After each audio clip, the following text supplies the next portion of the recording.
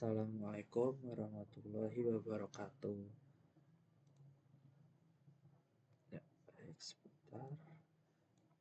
Perkenalkan, nama saya Arya Mukti Satria Ndrayana dengan NIM 123220181 dari kelas Metodologi Penelitian Ilmiah kelas CFE.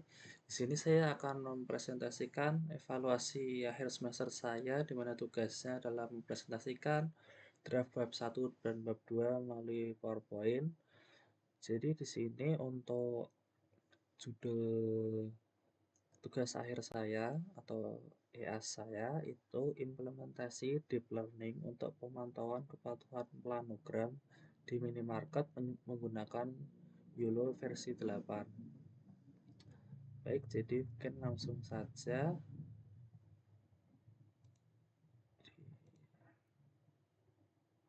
Baik, mungkin saya perkecil dulu biar terlihat. Baik. Nah, langsung saja kita ke pendahuluannya. Untuk yang pertama itu latar belakangnya terlebih dahulu. Yang pertama, minimarket itu sebagai retail modern itu mengandalkan penataan produk sesuai planogram untuk efisiensi dan pengalaman belanja yang optimal. Namun, dalam praktiknya sering terjadi penyimpangan tata letaknya, khususnya barangnya karena human error, keterbatasan waktu, dan frekuensi restock yang tinggi dalam perharinya. Hal ini berdampak pada penurunan efektivitas promosi dan potensi penurunan hasil penjualan yang ada di hari itu atau bulan itu. Oleh karena itu, computer vision berbasis deep learning, khususnya algoritma YOLO atau You Only Look Once, itu menawarkan solusi otomatis, cepat, dan akurat. Seperti itu. Kemudian kita masuk ke permasalahannya. Yang pertama itu bagaimana mengimplementasikan YOLO versi 8 untuk mendeteksi produk di rak minimarket berdasarkan citra visual yang ada. Kemudian, bagaimana membandingkan hasil deteksi dengan planogram visual untuk mengidentifikasi penyimpangan tata letak yang ada. Kemudian yang terakhir ada bagaimana mengukur akurasi efek dan efektivitas sistem dalam mendeteksi penyimpangan tata letak menggunakan YOLO versi 8 ini. Baik, sekarang kita masuk ke tujuan penelitian evaluasi akhir semester saya ini.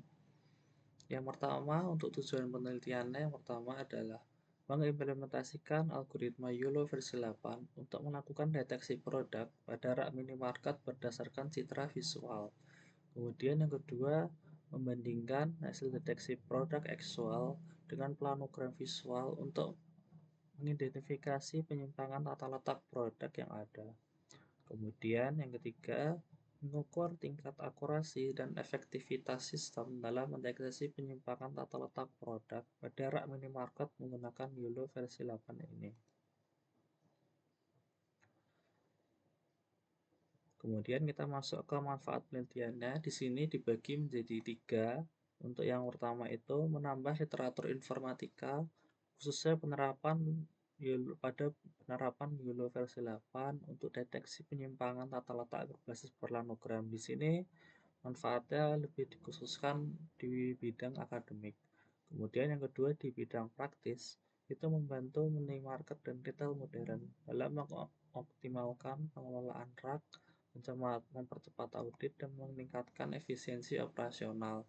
Kemudian yang ketiga, itu menjadi dasar pengembangan sistem computer vision adaptif dan real time dalam mendukung transformasi digital di era Industri 4.0. Itu untuk teknologinya. Kemudian kita masuk ke bab 2-nya. Di sini untuk kajian pustakanya yang pertama itu konsep dasar minimarket dan planogram. Untuk yang pertama sendiri, minimarket itu salah satu bentuk retail modern yang dirancang untuk memenuhi kebutuhan harian secara cepat dan praktis. Dengan ukuran toko yang relatif kecil dibanding supermarket, minimarket mengutamakan kemudahan, akses, dan efisiensi waktu berbelanja bagi para konsumen. terutama di lingkungan urban atau padat penduduk. Salah satu faktor penting dalam operasional minimarket adalah penataan produk yang mengacu pada planogram. Planogram sendiri itu apa? Yaitu sebuah rancangan visual yang menggambarkan posisi ideal, jumlah, dan kategori pada rak pajangan. Kemudian, planogram berperan dalam meningkatkan visibilitas produk, memudahkan pencarian barang, dan mendukung strategi promosi. Namun, penyimpangan dari tata letak planogram justru malah dapat mengganggu pengalaman konsumen dan berdampak negatif pada efektivitas penjualan yang ada. Lanjut di sini untuk pengertian kedua ada computer vision dan deep learning. Untuk mengatasi tantangan dalam monitoring tata letak produk, teknologi computer vision hadir sebagai solusi. Computer vision memungkinkan sistem komputer untuk menangkap, memahami, dan menafsirkan gambar layaknya penglihatan manusia. Ketika dikombinasikan dengan deep learning, kemampuan sistem menjadi jauh lebih kuat karena model dapat mengenali pola visual kompleks secara otomatis melalui jaringan saraf tiruan. Dalam konteks retail, penerapan deep learning itu sangat efektif untuk tugas-tugas seperti deteksi objek, klasifikasi produk, dan pelacakan posisi barang secara real time yang di lingkungan yang dinamis seperti di rak minimarket atau supermarket yang ada.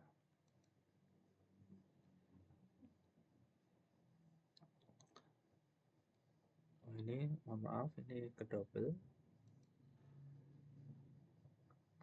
Kemudian langsung masuk ke algoritma atau uh, algoritma yang saya gunakan. Di sini saya menggunakannya itu YOLO. Untuk yang pertama dulu kita mencari tahu sebenarnya YOLO itu apa. YOLO itu merupakan salah satu algoritma deteksi objek paling populer dalam dunia computer vision. Berbeda dengan pendekatan dua tahap yang memisahkan proses deteksi dan klasifikasi, YOLO langsung mendeteksi dan mengklasifikasikan objek dalam satu kali proses, menjadikannya sangat cepat dan cocok untuk aplikasi real-time seperti pemantauan rak produk. YOLO versi 8, versi terbaru yang dikembangkan oleh Ultralytics,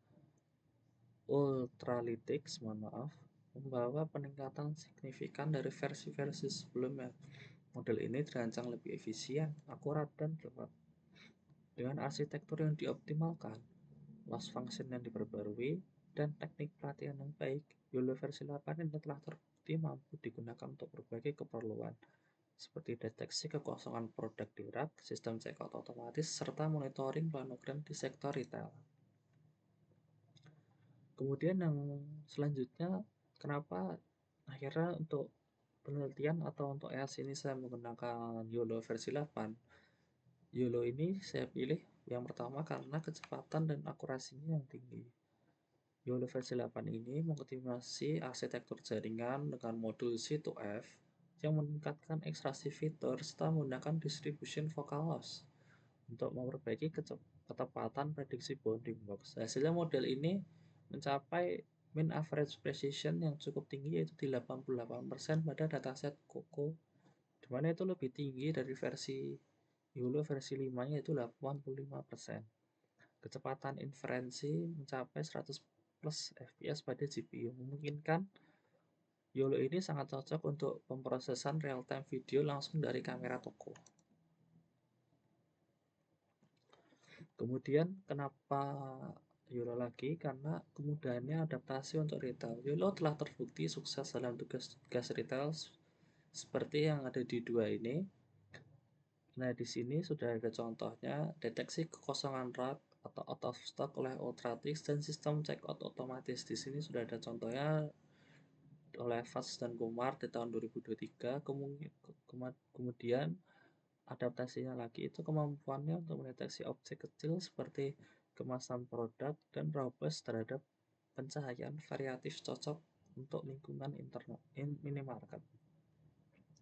Kemudian contoh aplikasi nyatanya yang sudah ada yang diterbitkan pada jurnal-jurnal itu ada di Sakline et al. Di tahun 2022, di mana dia menggunakan YOLO versi 5 untuk planogram compliance dengan akurasi yang sangat tinggi yaitu 98,9%, di mana YOLO versi 8 sebagai penerusnya menawarkan performa yang pasti lebih baik.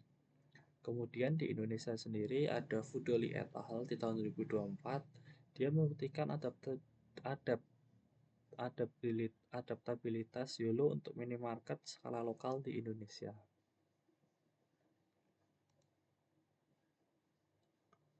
Kemudian untuk penelitian-penelitian sebelumnya, di sini untuk berbagai penelitian sebelumnya itu telah menunjukkan efektivitas YOLO dalam pengawasan rak retail. Contohnya untuk Sackline et al. Itu mengembangkan metode Hype SMPC menggunakan YOLO versi 5 untuk memastikan kesesuaian tata letak produk terhadap planogram dan mencapai akurasi hingga 99%. Kemudian ada Yusel et al. Itu merancang sistem embedded planogram compliance berbasis YOLO versi 5 dengan F-score mendekati yang hampir sempurna. Ini menunjukkan bahwa YOLO diimplementasikan langsung dalam perangkat toko. Kemudian di sini untuk penelitian selanjutnya ada dari Ultratix 2023 memanfaatkan YOLO versi 8 untuk menghitung jumlah produk atau phasing dan mendeteksi kekosongan rak secara akurat menggunakan dataset yang sudah ada itu. Kemudian ada Fast dan Kumar, ini menunjukkan bahwa YOLO versi 8 dapat digunakan untuk mendukung sistem checkout otomatis yang mempertegas potensi besar algoritma di dalam lingkungan retail yang sibuk. Kemudian tadi ada Fudoli et al. Itu membuktikan bahwa penerapan YOLO, terutama untuk YOLO versi 8 dan versi 5 tadi, pada rak skala kecil juga relevan, membangun fondasi bagi penelitian yang lebih besar termasuk pada konteks minimarket. Nah, karena di sini masih terlalu cepat, mungkin bisa saya jelaskan lagi untuk bab 2-nya. Nah, di sini adalah file untuk EAS saya. Nah, di sini ada latar belakangnya kurang lebih seperti ini, di mana sudah ada contoh dari penelitian terdahulunya seperti apa, kemudian rumusan masalah, tujuan penelitian itu sudah sama, kemudian manfaat penelitian. Nah, di sini untuk konsep dasarnya tadi sudah dijelaskan, begitupun untuk computer vision, dan juga untuk pengertian YOLO versi 8-nya sudah tadi.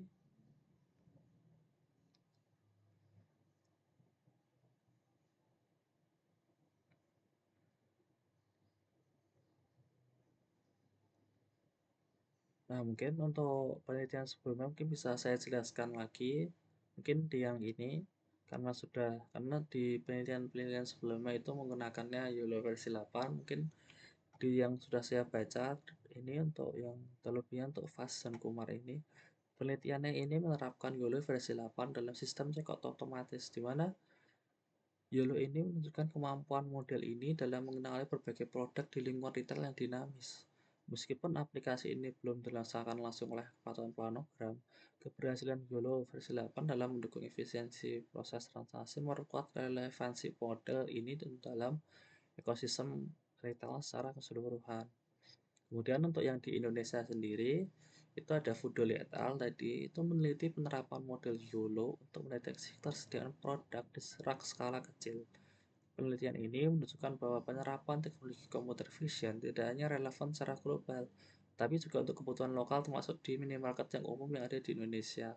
Hal ini memperkuat urgensi dan potensi pengembangan sistem deteksi otomatis menggunakan YOLO versi 8, dan itulah yang menyebabkan kenapa saya ingin mencoba apakah saya bisa untuk mungkin di besok skripsinya menggunakan YOLO versi 8 untuk kebutuhan ini. Kemudian di sini ada beberapa yang belum saya jelaskan, yaitu ada evaluasi performa model deteksi objek, di mana untuk menilai performa dari model deteksi objek diperlukan metrik-metrik yang untuk mencerminkan akurasi, efektivitas, dan efisiensi sistem.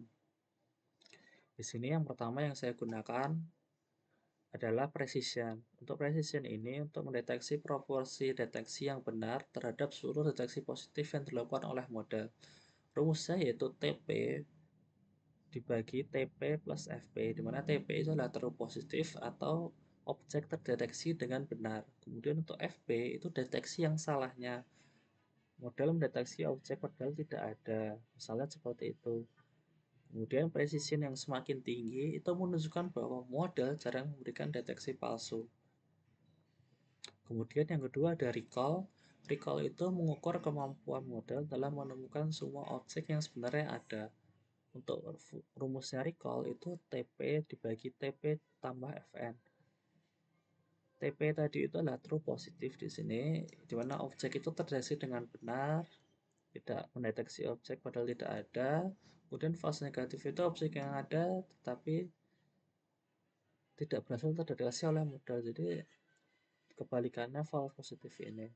Kemudian untuk hasil recall yang tinggi itu menunjukkan bahwa model itu mampu menangkap sebagian besar objek nyata yang ada di dalam gambar.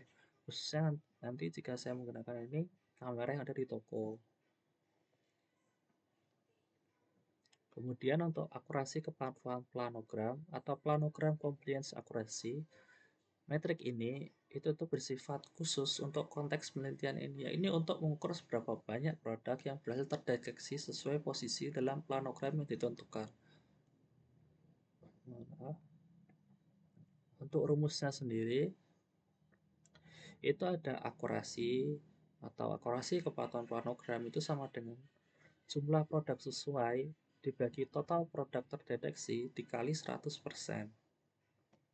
Semakin tinggi nilai ini, maka semakin tinggi pula tingkat kesesuaian penataan produk terhadap planogram. Nah, mungkin untuk evaluasi performanya mungkin saya hanya menaruh 3 supaya yang lebih jelasnya seperti akurasi, efektivitas, dan efisiensi sistemnya lebih pasti. Kemudian di sini ada daftar pustakanya di mana saya mengambilnya kebanyakan dari Google Scholar yang ada dan kebanyakan saya mengambilnya dari peneliti-peneliti luar. Nah, kemudian di sini terdapat lampiran di mana di sini uh, untuk rencana judul saya di yang ini hampir sama, hanya saya mengubah sedikit kata-katanya. Kemudian untuk latar belakangnya itu hampir sama juga latar belakangnya. Rumusan masalahnya begitu pun juga hampir sama, tujuannya sama, manfaatnya juga hampir sama. Nah, tahapannya juga hampir sama juga untuk tahapannya, di mana yang pertama itu pengumpulan data terlebih dahulu, kemudian anotasi dan persiapan datasetnya. Untuk pengumpulan datanya, saya juga akan mengambilnya dari berbagai sumber, seperti data sekunder, data primer, atau variasi sudut yang lainnya. Kemudian nanti akan dilatih pelatihannya, kemudian nanti dimodifikasi post processing, maaf, dan nanti diintegrasikan dan deployment prototype, di mana membungkus model dan modul perbandingan ke dalam antarmuka Python, kemudian menyiapkan script eksekusi secara end-to-end untuk demonstrasi di rak nyata di minimarket yang sudah ada. Kemudian dikembangkan sistemnya, kemudian bisa diuji. Untuk pengujiannya itu menggunakan 100 gambar uji, kemudian dicek penentuan statusnya seperti apa, apakah semuanya true positif, false positif, atau false negatif seperti itu. Kemudian untuk antarmukanya, kemudian pengujian ketahanan, kemudian pengujian penelitiannya. Nah, di sini hampir sama, yaitu ada main application average precision, kemudian precision dan recall, akurasi planogram compliance seperti itu. Nah, kurang lebih ini tadi untuk implementasinya. Jadi untuk evaluasi akhir semester saya itu sama seperti yang sebelumnya, itu lebih ke arah deep learning dan computer vision. Oke, jadi mungkin Itu saja yang bisa saya sampaikan terkait, tugas akhir dan PowerPoint tugas akhir saya. Kurang lebihnya mohon maaf dan mohon maaf apabila pengumpulannya saya terlambat. Kurang lebihnya mohon maaf. Wabillahi taufiq wal hidayah. Wassalamualaikum warahmatullahi wabarakatuh.